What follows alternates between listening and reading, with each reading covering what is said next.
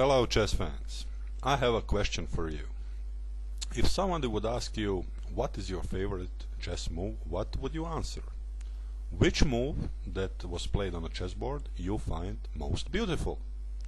Well, I'm sure there would be many different answers from different players. There are millions of chess players in the world, and I think millions of choices.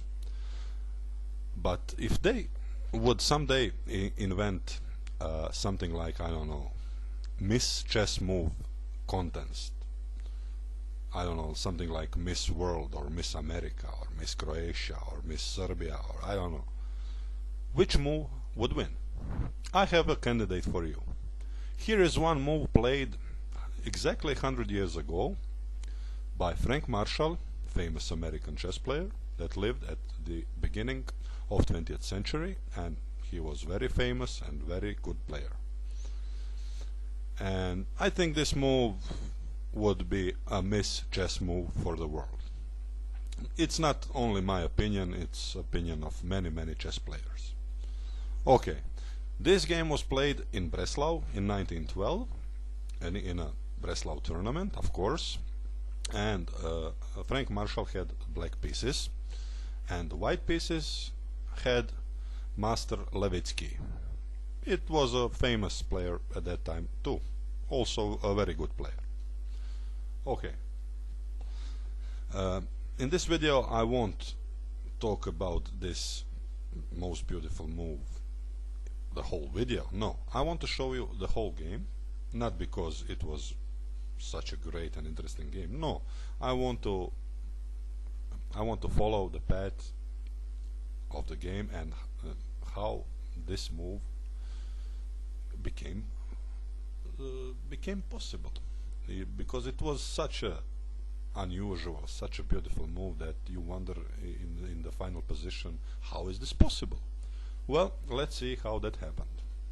Okay, I won't be talking much about the opening phase because I just want to go through the game. Okay, it all started as a French defense. Levitsky played knight c3, and in move 3 black played something unusual. It was nothing uncommon for Frank Marshall. He was known for his unusual play.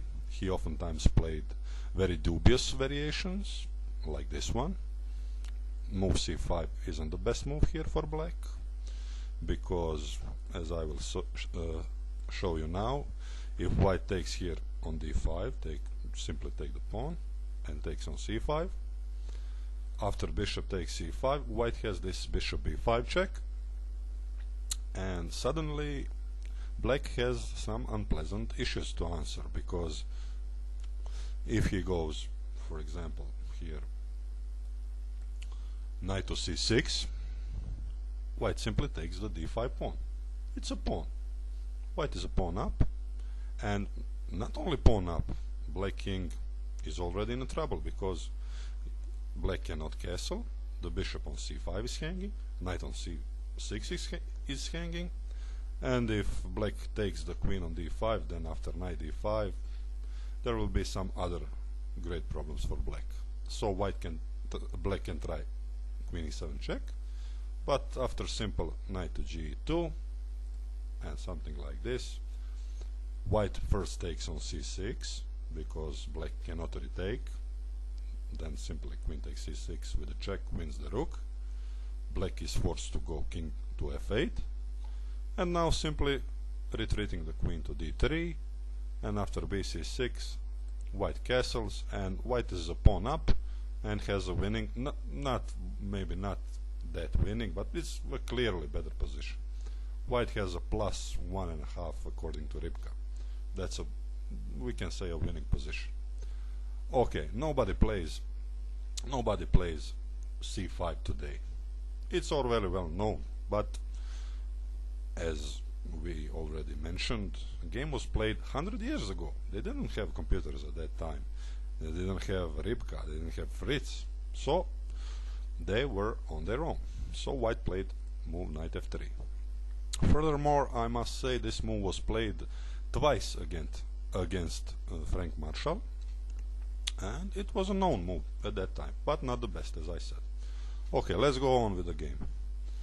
Knight c6. I won't be talking much. These moves are all natural developing moves for both sides. White castled, black develops the bishop on e7, and now white develops his bishop on g5, black castles, and white takes on c5.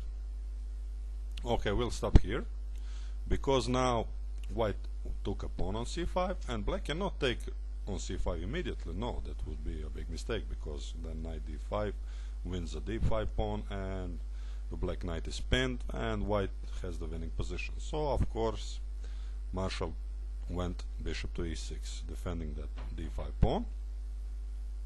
Very strong pawn in the center, of course not giving it away. And white went on to play knight to d4. Okay, so the plan for white in this position is very simple. White wants to take the bishop pair on e6, and maybe he was hoping that black would take on d4. That would be a bad move for black, of course, because then after queen takes d4, c5 pawn is protected, white has a pawn up and has this beautiful d4 square centralized for his queen. So of course Marshall won't take on d4. Marshall took on c5. Marshall doesn't mind if white takes on e6, as we'll see. White went on and took, and after f to e6 we must stop here and look at the current position. So white gained the bishop pair, but black in this position has something else. He has open f-file and very beautiful bishop on c5. Both those pieces, rook on f8 and c5, are looking to this weak square on f2, and maybe this knight from f6 also maybe in future can go, or maybe e4, g4, and black is already in a good situation, has a great counterplay. Okay, white played bishop to g4, attacking the e6 pawn. This was a bit strange move, because after black played queen to d6, he defended that pawn on e6, and also black moved that queen away from this nasty pin, freeing his knight to move. So maybe now black wants to take on g4 and take on f2. Maybe it's a threat in a couple of next moves. So white moves his bishop away to h3. Okay, Marshall played rook a to e8, defending that e6 pawn and putting some pressure in the center. Here Levitsky chose the move queen to d2. Perfectly normal move, connecting the rooks, developing that queen, but this move has one downside.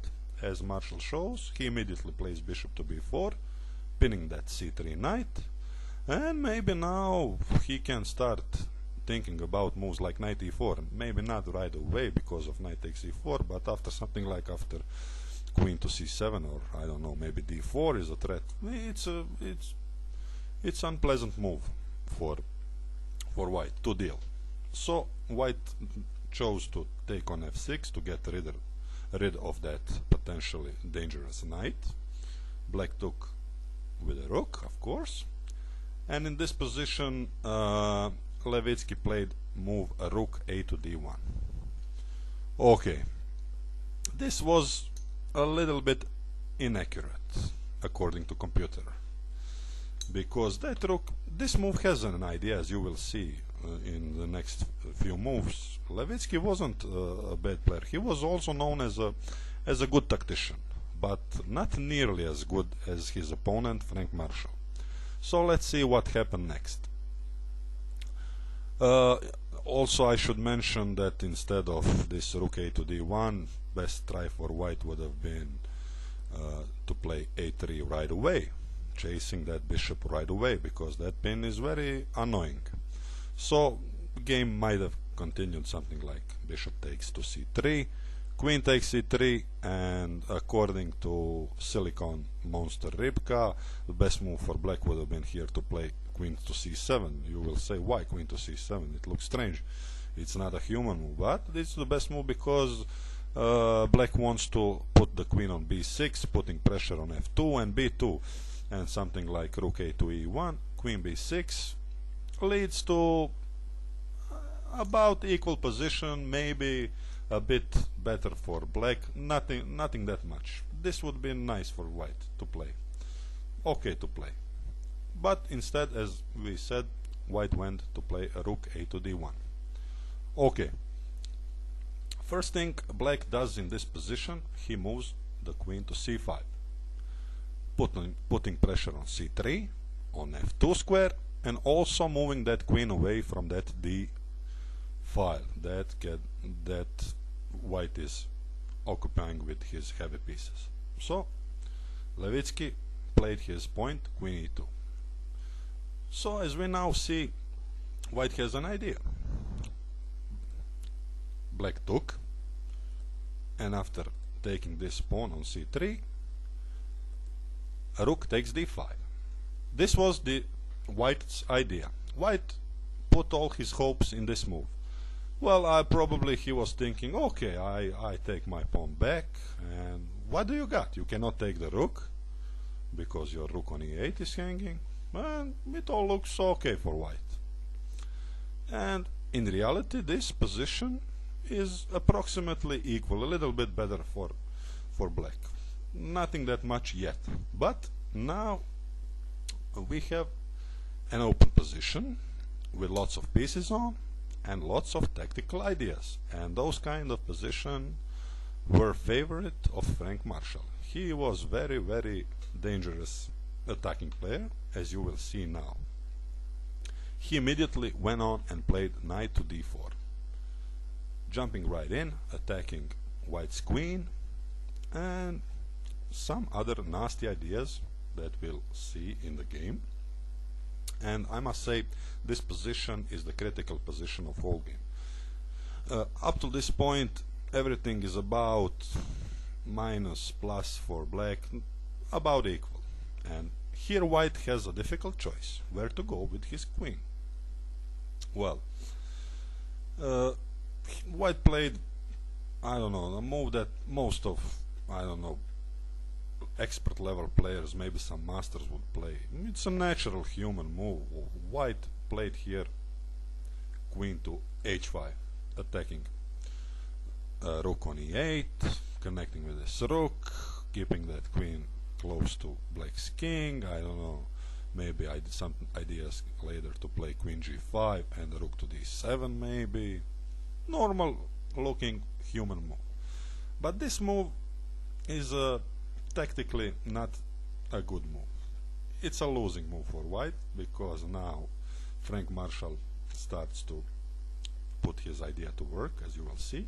But before we go to the move that happened in the game, I must say here that my analysis with Rybka suggests that in this position, after knight d4, the only move for white is to go queen to e4. Maybe Levitsky was afraid of this variation, rook to f4, and after queen moves to e5, queen to c4.